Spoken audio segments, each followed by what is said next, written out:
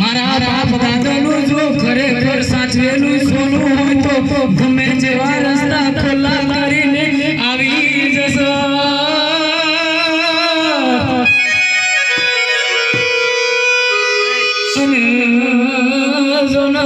ખરેખર મારા બાપ દાદાનું સાચવેલું સોનું બેટી હશો તો જાગી